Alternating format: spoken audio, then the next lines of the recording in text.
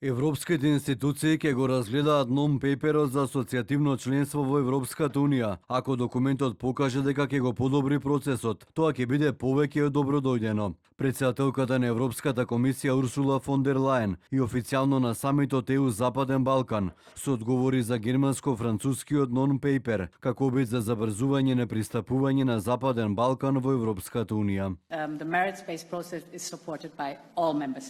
Сепак процесот заснова на заслуги е поддржан од сите земји членки.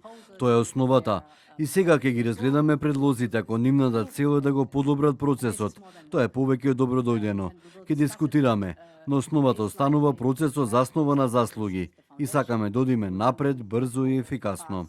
Претседателот на Европскиот совет пак Антонио Кошта изјави дека кружат повеќе предлози со цел да се елиминира бирократијата. Новите идеи посочи ќе ја зголема довербата во Европската Унија, но и мотивацијата на партнерите од Западен Балкан.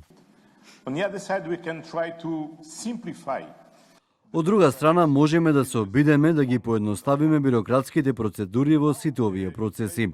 И сега е многу позитивно што имаме неколку предлози, кои циркулираат со цел да се елиминира бирократијата, за да се оди побрзо кон завршување новој процес заснова на заслуги. Кошта кажа дека комисијата предложи затворање на 3 преговарачки поглавја со Албанија. За Србија пак фон дер Лајен ги потенцираше спроведувањето на судските реформи и изборниот законник. Ако се исполнат овие реформи, тогаш може да се отвори третиот кластер, бидејќи се работи за процес заснова на заслуги, дополни Лајен. Македонија не беше спомната на официјалната пресконференција, но премиерот Христијан Мицкоски денеска од Тиват порача дека процесот на проширување на Европската Унија е жив и дека сето тоа мора да се искористи. Изјави дека Македонија треба да напредува на патот кон Европската Унија, но при тоа без да го загуби достоинството.